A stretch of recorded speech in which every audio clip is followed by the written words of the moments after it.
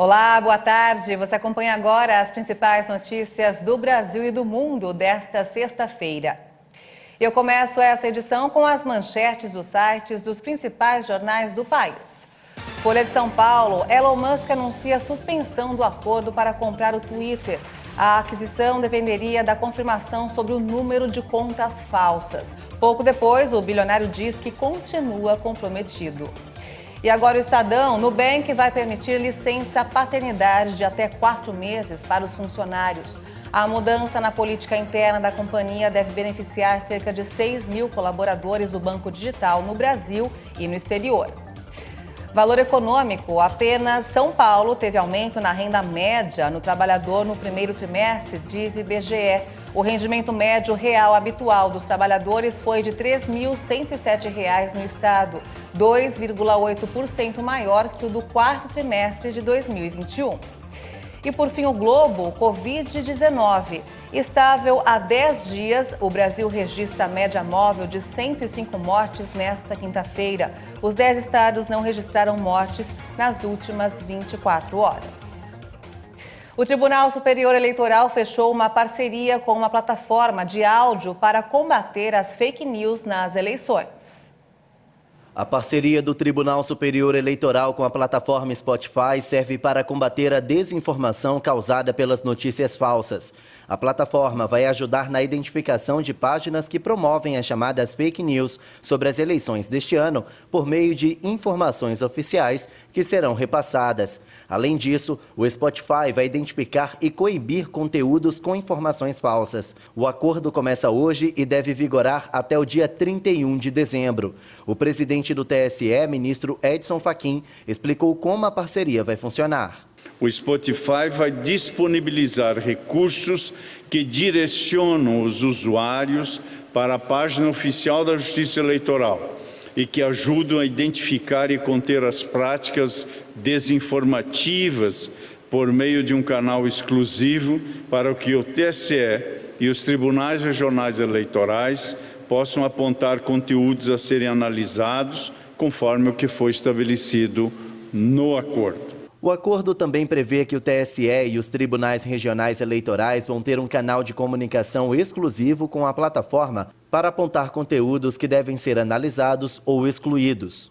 O podcast Todo Mundo Quer Saber, uma série de entrevistas com o professor de Direito Eleitoral Digital, professor Dr. Diogo Reis, já está disponível gratuitamente para todos aqueles que desejam entender mais sobre a democracia brasileira e sanar dúvidas sobre o processo eleitoral. Com a proximidade das eleições, os especialistas alertam que a onda de notícias falsas começa a ser mais frequente na internet. No entanto, esse tipo de conteúdo é crime, segundo o Código Eleitoral. A pena varia de 2 meses a 1 ano de prisão ou, dependendo do caso, o pagamento de multa. No entanto, para este especialista em direito eleitoral, apesar da punição, o compartilhamento de notícias falsas deve trazer danos severos às eleições deste ano. A parceria entre o tribunal e o Spotify pode ajudar a combater esse tipo de conteúdo. Essa prática é extremamente prejudicial ao processo eleitoral, pois interfere diretamente no julgamento do eleitor sobre determinado partido político ou candidato. Essa desinformação pela rede mundial de computadores incita problemas de ordem social ou socioeconômica. A Coreia do Norte anunciou hoje a primeira morte registrada oficialmente por coronavírus. Especialistas alertam que o desfile militar pode ter causado o surto. O grande desfile militar realizado em 25 de abril deveria servir para mostrar o poder da Coreia do Norte, mas especialistas afirmam que pode ter desencadeado um surto explosivo de Covid-19. Nesta sexta foi anunciada a primeira morte pela doença devido a um rápido surto que se alastrou por todo o país nas últimas 2 semanas. Mais de 180 mil pessoas foram isoladas e tratadas para a febre, de acordo com a agência oficial de notícias KCNA. As imagens do desfile de 25 de abril, divulgadas pela televisão estatal, mostram milhares de pessoas sem máscaras na Praça Kim Il-sung, em Pyongyang, para assistir ao desfile marcial dos soldados. O governo parece ter percebido tardiamente a gravidade da situação e realizou testes de Covid-19 nos participantes apenas quando retornaram para os bairros de origem. A Coreia do Norte impôs um bloqueio estrito com o exterior desde o início de 2020, assim que o vírus surgiu na China. Com 25 milhões de habitantes não vacinados contra a Covid-19 e apesar de uma infraestrutura de saúde precária, o país manteve oficialmente a Covid sob controle por 2 anos, durante os quais nenhum caso foi relatado. Com o tempo, a Coreia do Norte parece ter baixado a guarda contra o vírus, enquanto a China, que também implementou uma política sanitária estrita, sofre com vários surtos da variante Ômicron. E olha só, o sul da Ásia é atingido por uma onda de calor extremo que se agravou nesta sexta-feira. Em algumas regiões do Paquistão, a temperatura chegou a 50 graus Celsius.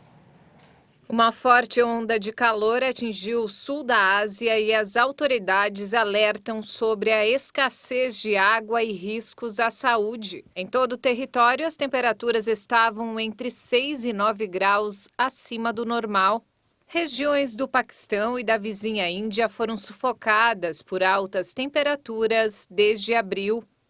A Organização Meteorológica Mundial destacou que o fenômeno pode estar relacionado à mudança climática. O Paquistão enfrenta ondas de calor desde 2015, mas especialistas dizem que a intensidade e a duração estão aumentando. Nos últimos anos, os casos de insolação começaram a ser registrados cada vez mais cedo.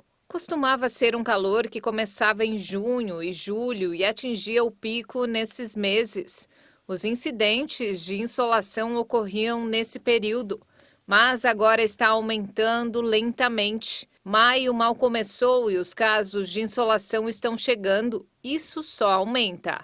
A situação é muito grave no sul da Ásia, onde especialistas alertam que há um perigo real de falta de alimentos caso a escassez de água persista. No Chile, os cães estão ajudando a aliviar o estresse dos alunos na volta às aulas após a pandemia de Covid-19. No país, este retorno tem sido marcado pela ansiedade e pela violência. Na Universidade Católica UVA, cães adestrados foram levados ao campus para ajudar os alunos a reduzir o estresse. A equipe canina é sempre recebida com muito carinho pelos estudantes. Eu me deparei com eles e corri para fazer carinho. Sou uma pessoa muito próxima dos animais. Ter essa presença no campus é ótimo nas horas dos intervalos e pausas. Segundo a Superintendência de Educação, no primeiro mês de retorno às aulas, os casos de abusos físicos e psicológicos entre estudantes aumentaram 22% em relação ao período antes da pandemia.